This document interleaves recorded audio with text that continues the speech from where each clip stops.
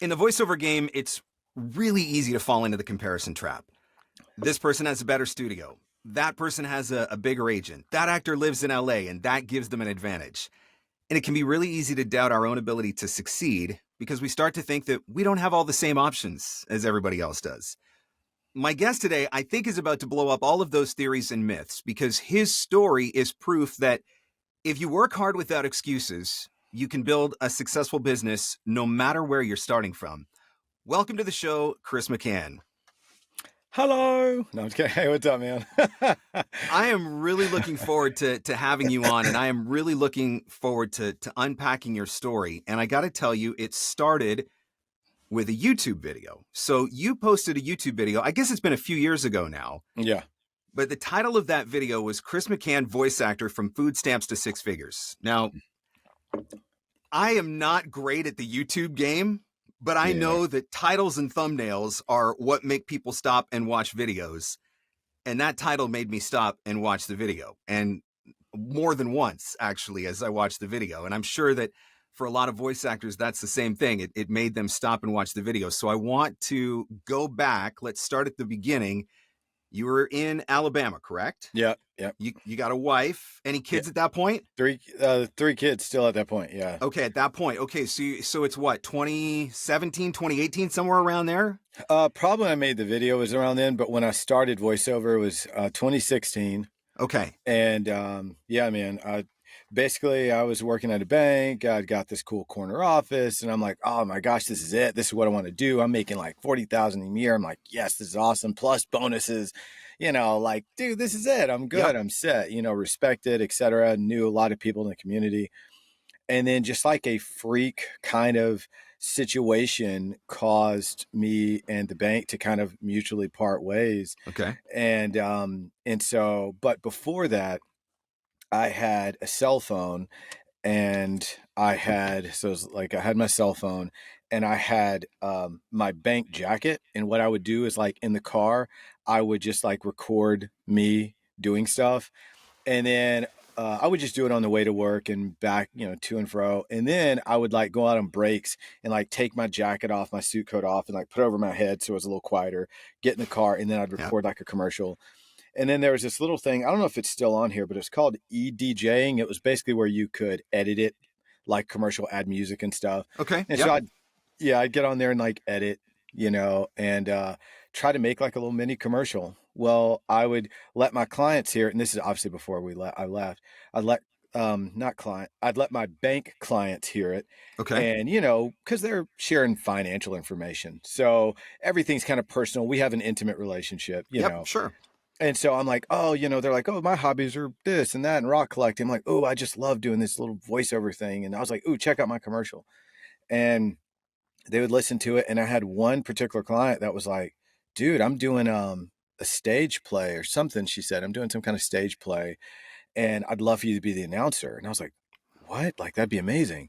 Nice. So that was one. Then I had another client that was like, she was like, well, I've got 2 daycares.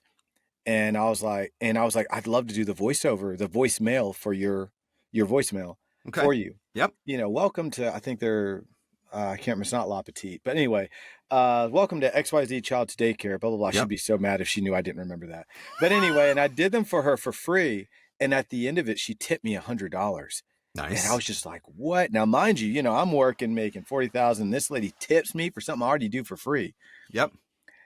And then last but not least, some guys right before I left, I'd let them hear it, and they were like working a radio station. Like, dude, like, this is amazing. You did this on your cell phone?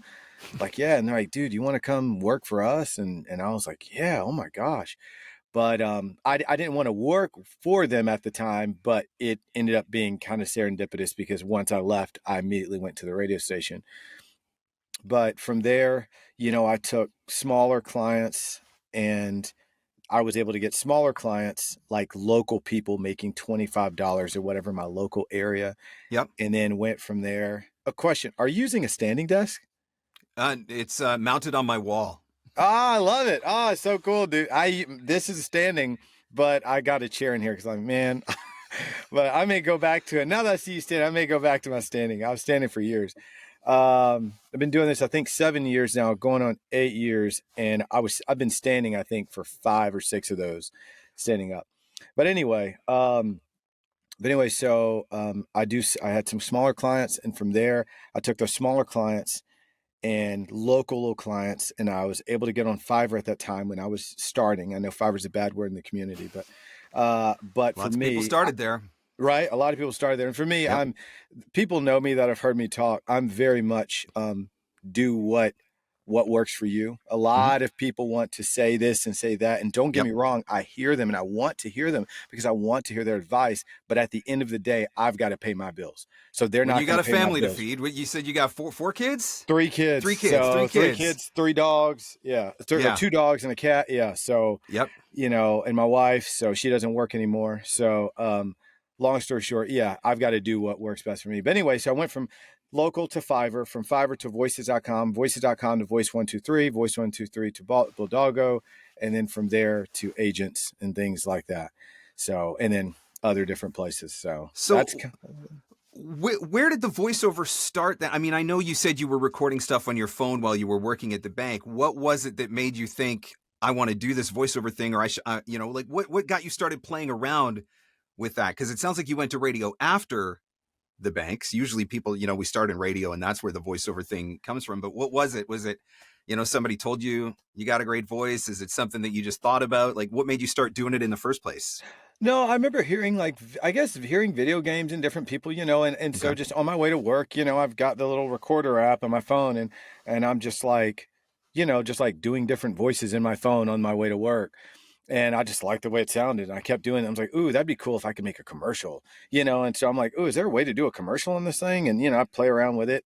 And then I've got clients and we're talking about things we like to do. And I'm like, oh, I just made this commercial. Listen. And that's how it is. I guess there really wasn't a particular catalyst, and money wasn't even a thing at the time. It was just like, this is a Working fun at the thing bank. to do. Yep.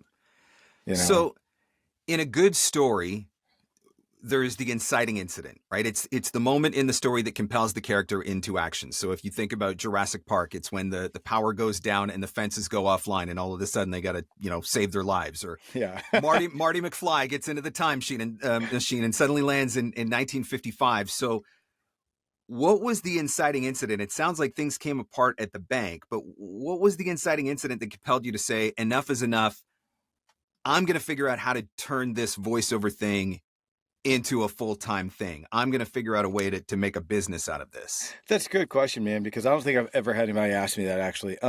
The actual catalyst for it was I was at the radio station, but I was making no money. And when I say no money, I don't mean everybody, everybody in radio can relate to that in some form or fashion. Yeah, radio guys typically are like, oh, yeah, man, like, I get you. And I'm like, no. I will say I was making $0, like $0. This was like hope and a prayer. This should hopefully work out in the future. We're going to be big. We're going to be awesome. And I've never made one single solitary dollar from doing it. And so the kind of springboard was like, I could sit here and do this for these 2 guys, or I could invest this time in me. I'm getting up at 5 or 6 in the morning, and I'm investing all this time into these guys. I could get up at 5 or 6 in the morning and invest this time for me. So that was to put a sharp point on the answer. That's what it was that. I still remember sitting down with a high school guidance counselor when I was in grade 8, getting ready to go into high school. And they say, what do you want to do when you graduate? And I said, I wanted to be in radio.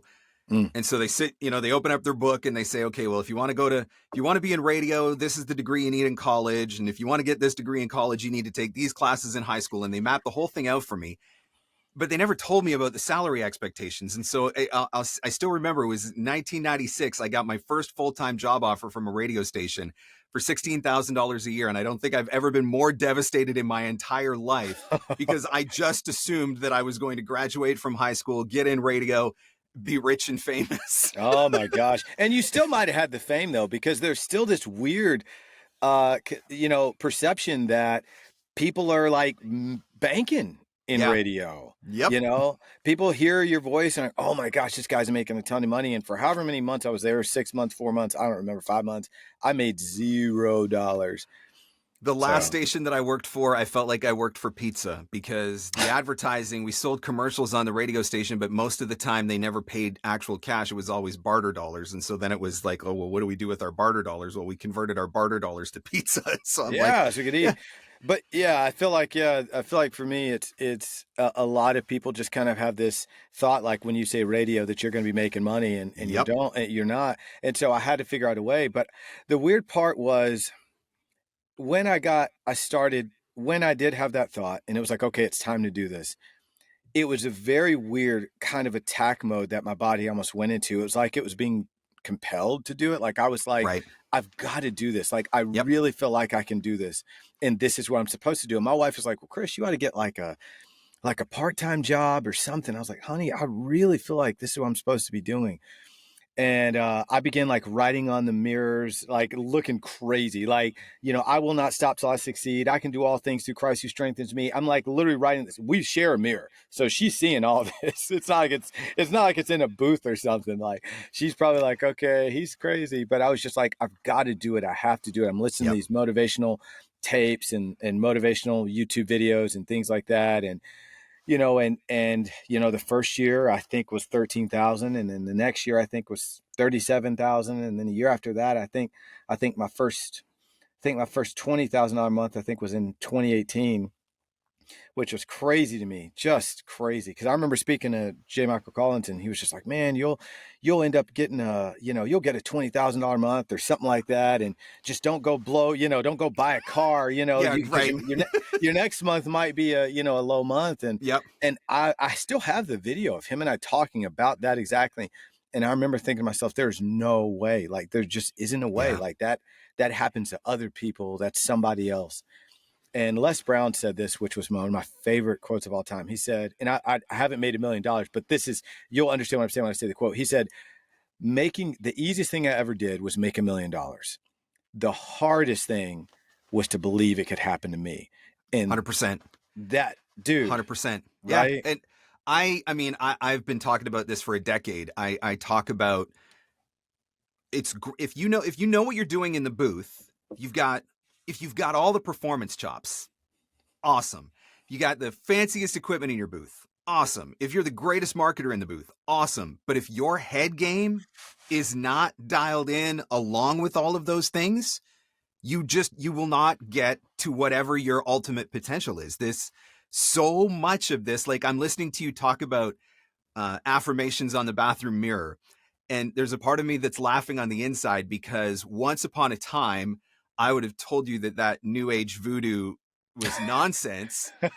But now when I actually started doing some of those things in my own life and see that they actually do work, that's what makes me smile, because I'm like, you know what? You're exactly right. People are going to hear that and think you're crazy. Right? Your wife probably at the time saw it, thought you were Yeah. crazy, but now she probably looks at it and she's like, wow, like that. Yeah. Like Oh, he yeah. knows what he's doing. Like that really works, right? Absolutely. And that's because so much of this is absolutely the mental game. So I'm curious then, you've made that jump. You decided that radio wasn't the thing. You've got this feeling inside of you. You're compelled to do voiceover. Talk a little bit about the beginning. I know you said you did some stuff on Fiverr and then you went to voices.com, like you worked through some of that stuff. So some of your early steps, was it finding a coach? Was it just focusing on casting sites? Did you take acting classes? Like, what do some of those things look like that helped start you on your upward trajectory, or was it just audition my face off and try to book everything I can book? It's funny because that second one actually hit home more than normal. But I mean, there are more things that obviously that work into it. So initially it was wake up early and just literally audition my face off, like man, woman, child, baby, adult, older, younger. It didn't matter. I was like, I don't care. I'm doing them all. And then it ended up, oh, I thought I saw it. And then it ended up going to where, I remember my mom in the bank, when I was working in the bank, she'd given me this bracelet and it said, pray first. Right. And so I ended up, at first I would just get up and just like hammer my workout. And I remember, this is so weird. This seems so small for everyone else, but this is so weird because and it seems so silly and trivial to everyone else, but for me, this was so big because I was working on my website one day, just trying to work on this website, and I worked on it. It could not have been less than like, I don't know, 12, 16 hours. I don't know. I kept working on it. And there's this one thing I could not figure out. I could not figure out how to get it done. And I was just like, dear God in heaven, please, I don't know what to do. Like, I cannot figure out how to get this done. I know this is small to you, but even like if my kid comes to me with their toy, they come to me and it's broken. I don't care about the toy, but I care about my child. And because I care about my child, I'll help fix their toy. And so long story short, it was the same thing. And I was like, please, I got to figure this out on my website. And it could not have been 60 seconds. And boop, that thing that I had worked on for 12 to 16 hours was done. All of a sudden, it seems so obvious, right? I was like, there's no way. There is no way. And so long story short, I began praying and have been for the past, I don't know, maybe 5 years. Every morning, that's the first thing I do, almost before I even use the bathroom. Before I do my auditions like I used to, before I do all that stuff, I get up, I pray first, I read my Bible, and then I start my day. I usually go to the gym now. I didn't go to the gym back then. I'll have to show you a fat pic, by the way. I used to go to the gym. I still got it's hidden down here. I have the camera strategically placed. That's right. It's all about angles. Why do you think I'm like from here up? Yeah, right. You can't see the dad bod below here, but all that to say, yeah, man. I still got more to work out, but anyway, I kind of had this kind of routine, you know, and that was that. After I did that, then I pray, read my Bible, go to the gym, and then come home, audition. And I try to do 21. I found out whatever my average was. So I found out my average was like 21 auditions to book. So I would do 21 auditions, and then it went down to 20 and then down to 19. And so I was like, okay, if it's 19 auditions on pay-to-play websites, I would do 19, try to do 19 a day was my goal. Okay. To get 19, that kind of guarantees you one a day. One booking. Yep. Okay. Yeah, so that's what I would try to do. So following the data, which is a really important strategy too, right? Not just auditioning your face off, but auditioning your face off with the strategic purpose of here's what the numbers look like. Yeah, and after you've done that for 5 years, 6 years, I don't know, because there's days I've done 50 auditions, which is insane, or at least upward to 40 for sure. I can't remember if I ever hit that 50 mark. Maybe I did. I don't know. But also too, remembering that this is my business. So there's times when I would be like, Chris, like, why are you auditioning all in a row? Like, you can take a break. You can do like a big thing that helped me. 5 auditions, go watch an episode of something. 5 auditions, play a video game with your son. 5 auditions, go take a walk or whatever. What is the point in having the freedom and flexibility that comes with entrepreneurship if you're not going to take advantage, right? Why are you working a 9 to 5 like you're still working a 9 to 5? Yeah. Yeah. And two, if I want to, like you said, 9 to 5, that was a thing in my head. Like, well, these people do this around this time. If I'm most productive at night, why not work at night? Or if I'm most productive early in the morning, why not work early in the morning? Yep. So, which is me. I'm most productive early in the morning. Right. So as you're going through all of this, starting to submit more auditions, starting to figure out your booking ratios, you mentioned a little bit of your trajectory for your income. Did there come a point where you did decide, I'm going to be okay, we're going to be okay as a family, like, I could do this full time? Like, now I know for sure, now I've proven it to myself, or, maybe you had to prove it to your family. I remember when I lost my radio job, every day for like 2 years, 3 years, my family's like, when are you going to get a real job? When are you going to go get a real job? When are you going to go get a real job? Until I finally was like, I made this much money this month. And all of a sudden they all shut up because they don't make that much money. Right. Okay. Yeah. Right. So when did you get to that point where you're like, nope, this is it. I can do it. I can make it work. I'll answer that in reverse order because I like what you said. And that's something I really want to really drive home to other people. Especially when you're first starting, your family, those people closest to you, your family, your friends, they're going to say exactly what you said. When are you going to get a real job? When are you going to get a real job? They'll say this kind of things. And it's because there's 2 main reasons. One, they care about you and they really are concerned. They're not doing it because they hate you. They don't love you. They are truly concerned for your well-being. And 2, they were not given the dream that you have. They were not given the ambition that you have for this thing. Yes. So what people like you and people like, if I can humbly say, like myself, have done is our dream job that we had in our mind, we have brought it kicking and screaming into reality. Yes. And that dream job is now our real job. Yep. Whereas everyone else has what they would call a real job, and that real job is actually someone else's dream job they're hiring you to do. Yep. So that's 100%. something to think about. That's the employer versus employee mindset, right? And so from a very young age, we're trained to be employees. And so when when I set to go out and do what I did, my family couldn't understand it because none of them had ever run a business. None of them had ever not worked a 9 to 5. None of them had ever done those. So they just saw me sitting at home all day. And it's like, they think I'm sitting on a couch, eating chips and drinking Dr. Pepper and watching Netflix all day or something like that. I'm like, no, I'm actually working. Believe it or not, I'm actually working, exactly. right? And I think what really was my finally kind of like, all right, God, I'm good. All right, I'm good now. Was I landed 2 contracts, one with the Arizona Cardinals NFL team, and then one with a company called Go-To Technologies. And these were annual contracts where I'll just say they were annual contracts, and those alone like got my wife to be like, we're okay. We're going to be okay. So that was really big for her, to make her feel like, because that was, my biggest thing. And I think wives, sometimes they are looking to us as husbands and like, hey, honey, like, I'm looking at you to provide, like, hey, I mean, I can do X, Y, and Z, but, and so when she had that stability, it was kind of like, okay, he's got this, So the Arizona Cardinals and the Go-To Technologies, one of the questions I was wondering about was, what was the first big job that you got?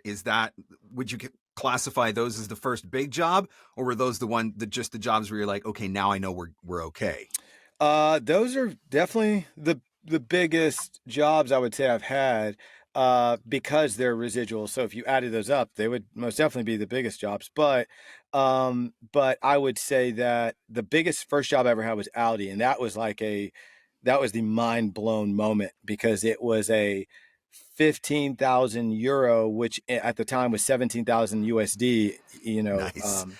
And so and this is a guy half your annual salary when you're working at the bank, basically, right? On one job. I was just like, how? And I know the guy got annoyed because I was calling him over and over again, like, is the check coming? Is the check coming? So, I mean, this is like mafia money for people like us, because we just, how in the world am I getting one check for $17,000? It doesn't make any sense to me. So, all that to say that was my biggest job at the time. But now, yes, Go-To Technologies and NFL, Arizona Cardinals would be my big. Talk about the Cardinals then. Tell us a little bit about that. How did that one come about? Is that one that you mentioned casting sites? Are you represented at this point? Any agents or? Represented. But this one actually came through. It actually came through a pay-to-play. And when it did, at the time I had, and I don't know if I still have them in here. I usually show them. This is a different version, but I have like little marketing gifts and things like that. Okay. I know you clearly know all about that.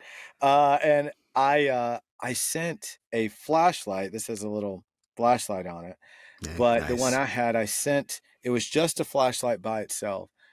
And basically I didn't have a lot of money. So it was a pen and it was a flashlight. So that came together. Yep. So I would send one, like the pen first as a thank you for the job.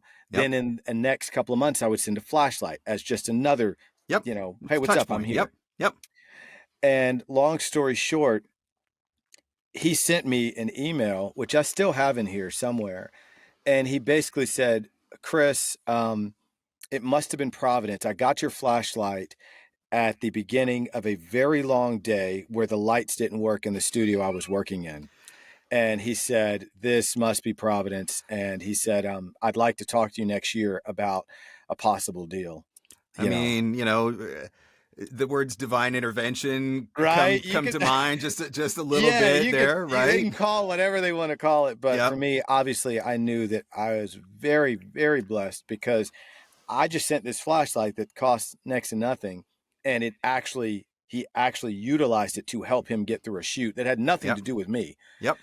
And from there, that spawned, I don't know, I think this is going on the 3rd or 4th year of being with them and having a contract with them. That's awesome. Yeah. Now, Yeah. I know you've also done some stuff for the NBA, correct?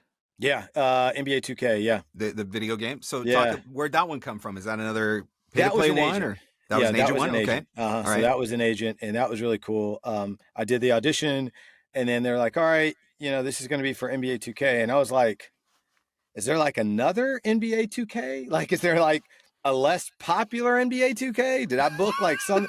It was the The NBA minor 2K. league? Yeah, yeah. Is there like a minor, like a little league or whatever you call it, the NBA Yeah. 2K? And no, it was the NBA 2K. So that was really cool.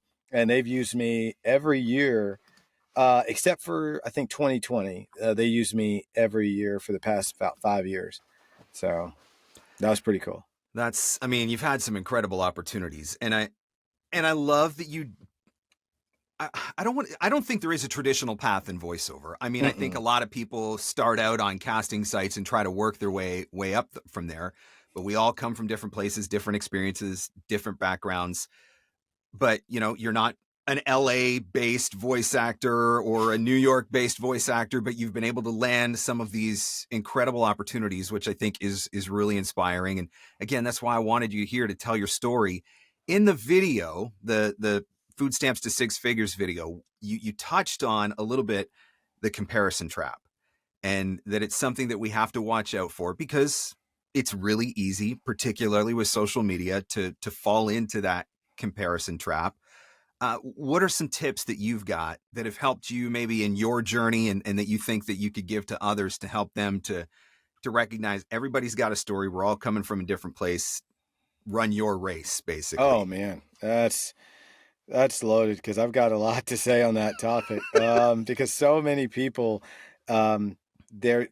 because of there's so many people are like, well, this is the community and this is Yeah. what they accept and this is what they like. And so because I look to my left and I look to my right, they're doing this, I should be doing this. And I'm Yep. like, not necessarily. It doesn't mean that you don't want to take from what people are doing and stand on people's shoulders and Hmm. and things like that and accept. If you've got Mark Scott giving you advice, if you've got Chris McCann giving you advice, if you got J. Michael Collins giving you advice, it's not that that advice isn't applicable to you or isn't good, but in your particular situation, you may need something different for the moment. You may Yeah. need to go a different path than is usual. If you've got I don't know, if you've got a speech impediment, you may not be able to take the same path we have. You may be able to get to the same or beyond where we are, Yep. but you may have to take a different path than what we took, in order to do that. So it's not that the advice from other people is good or bad, but it's just, is this applicable to me? And at the end of the day, I've got to pay my bills. So this, and two, I've got to live with myself. Now, Yeah. there are jobs that people will offer me that I'm like, I'm sorry, I can't do Can't that. do it. Yep. And I'm sure you've had that same Oh yeah. experience. I've I turned down a number. Yep. Right. I can't do that. And so this goes against my beliefs, my values. I can't do that. And so the same thing, well, if I don't do this and this person's going to be mad, my agent may be mad at me. And I've been blessed to have some pretty decent agents that are understandable, and I had to call and say, hey, I can't do this. Well, the client's willing to offer you more. I'm sorry, I can't do it. It goes Yep. against my values. Hey, no, don't worry about it. I understand. So I think those two big things, really the idea that this is your business, this is your company, Yeah. run it as you see fit, and run it what's best for you. You've come so far, obviously. I mean, the dream for a lot of voice actors is to build a six-figure income, and the statistics show that a very small percentage actually ever end up there. I'm curious about some of the best investments that you've made on your journey that have helped you to get there. So that could be working with a particular coach, or producing a particular demo, or a book you've read, a class you've taken, Oh something. wow. What are some of the things that have really been impactful that have helped you to figure out how to continue to level up? Oh, that's a good one, man. I would probably say, like, if I went back and stripped some things away that might have reduced how long it took me to get here, or prolonged how long it would take me to get here, I'd say a lot of the motivational stuff that I heard, believe it or not, Mhm. was really stuck with me. Yep. I listened to Eric Thomas. I listened to Les Brown. I used to, I still do, but I did hardcore when I was cutting the grass, when I was in the shower, Yep. just all the time surrounding yourself with this kind of positivity Yeah. and this, kind of uplifting.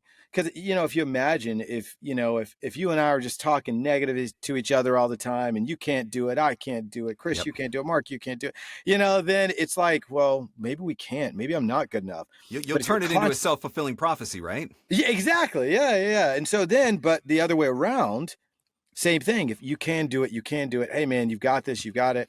And being genuine with it too, though, when you have that accountability buddy or whatever, Yep. then also being honest. Hey, Chris, I think you probably should, take a look at redoing it this way, or what do you think about trying it this way instead of the way you've been doing it? Okay, man, yeah, I'll take a look at that, or whatever. But I would probably say the motivational. Well, for me first, obviously for me personally, me getting up and changing it being about me first to me, it being about God first. That was my big thing. And I'm not saying God equals money, but Right. what I am saying is seek ye first the kingdom of heaven and his righteousness, and all else will be added unto you. That's for me. Yep. And then after that, I would say motivational speeches.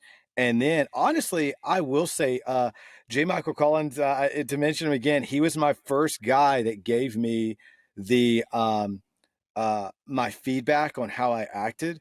Okay. And when I did this thing, and he was like, Chris, you're like Tom Brady. You are just a natural. He was like, you get it. Now you've got to refine this, and this. Right. But he was like, dude, you just get this. Like, Yep. and I was like, I thought this was like a, what do you call it? A shuckster, a huckster. I was like shyster. I was like, this Yep. guy's like just trying to, get money out of me or whatever. And so I reached out to this platform that he was going through at the time. And I was like, hey, do you know J. Michael Collins? Like, yeah. And I was like, well, he said some things to me and I just kind of want to know, like, how does he normally treat people? And they're like, oh, are you okay? Was he rude to you? Like, and I was like, no, he was like very, very nice. I'm like, oh, okay. Like, cause they thought that he'd been like mean and it was the exact opposite. Right. And so I realized like, no, he was being legit. serious. Like he Yep. actually meant what he was saying. Yep. And that just, I guess, to distill that down for people to hear just the power of your words. If you're somebody like Marc Scott and you've got this platform that you can use, you saying you've done a great job, man. You sound great can send someone so far. I've held on to that, what he told me. Now him and I could, in the future we could part ways or whatever. I don't know. But no matter what, I will always hold on to such a positive and honest feedback that he gave me. So I think that too, having those 3 or 4 main things are very big. I read a lot of biographies of successful people, and it's not always the case, but more often than not, it seems that successful people in history, be it politics, business, entrepreneurship, whatever, they've had to overcome struggle. Mm-hmm. And it seems like you've got a choice. Either whatever your struggle is becomes a story that defines you and it holds you back, or it becomes the spark that drives you to success. You have very clearly used your story as a spark to drive you to success. So what would you say to the voice actor who is in the thick of a personal struggle right now, whatever it may be? Everybody's got a different story, but what would you say to that person to help them to get on the other side of that and not let it become the thing that defines them or holds them back, but that propels them forward? You probably already know what I'm about to say, but for me, I would say, obviously, what I said before, which is seek ye first the kingdom of heaven and his righteousness, and all else will be added unto you. And thereafter, consistency. If you stop, it's that image of the guy that's trying to get gold and he's hammering through the dirt.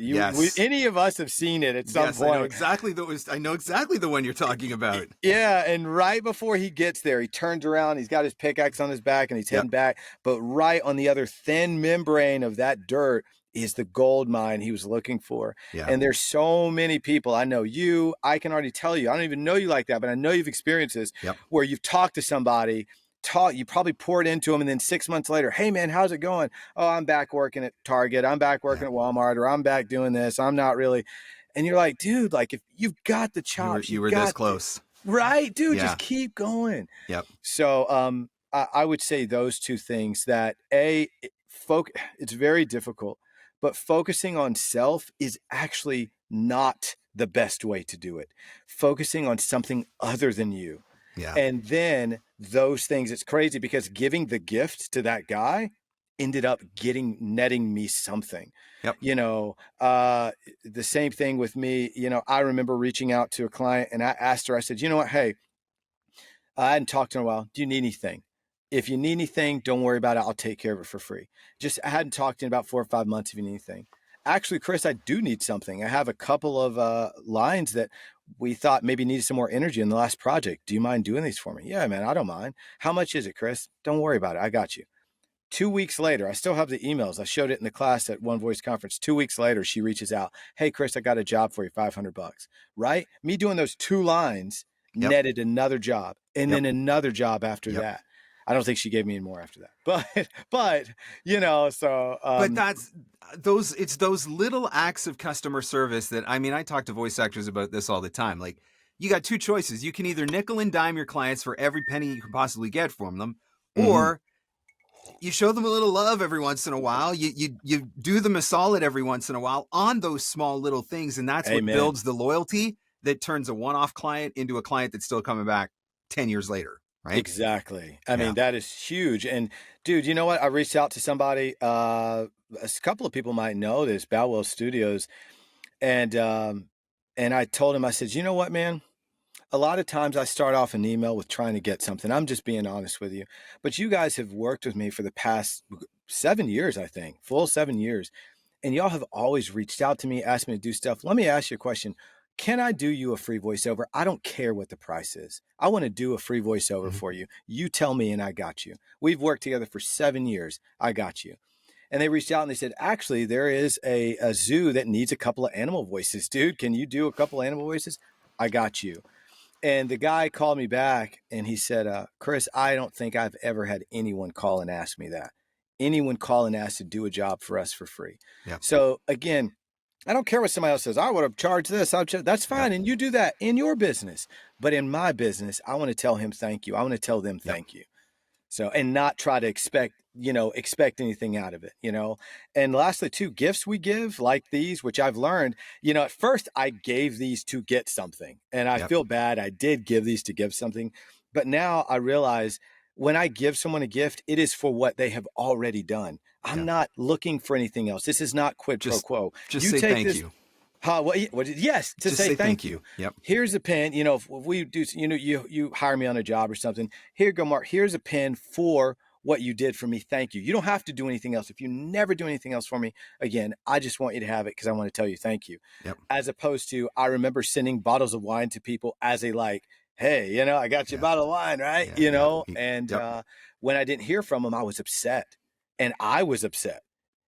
But, I shouldn't have been. Not the spirit that it's supposed to be done in, right? But, exactly. But that's, again, it's mindset, right? It's mindset and shifting perspectives. And it sounds like when you've been able to do that, that's been the difference maker. That's been a big difference maker. Oh, yeah. Yeah. So that's been huge for me is, here, man, let's just give for the sake of giving. Let's give as a thank you, as opposed to giving in order to get. Now, it doesn't mean I'm not going to have marketing materials, but even behind that, let me give it to you. And if you never reach out to me, dude, that's for you. It's okay. It's a thank you. So I love it.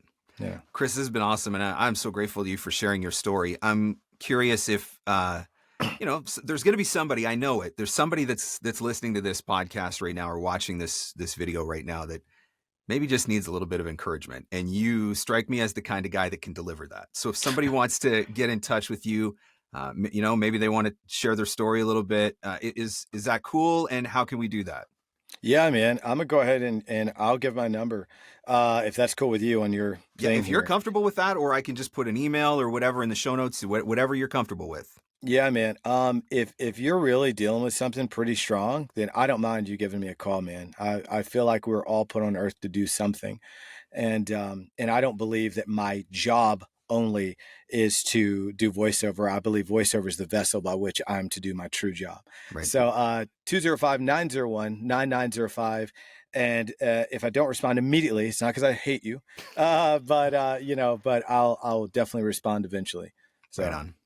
Well, thank you so much for that. I absolutely appreciate it. Thank you for your story and for your openness. I appreciate and respect your faith. I relate to that so much. And I know there are so many parts of your story that felt like you were telling parts of my story. I feel like I was connecting the dots along the way. And I have no doubt that it's going to be an inspiration and an encouragement to a lot of other voice actors who are listening. So thank you for sharing, and I appreciate it. Thanks for having me on, brother.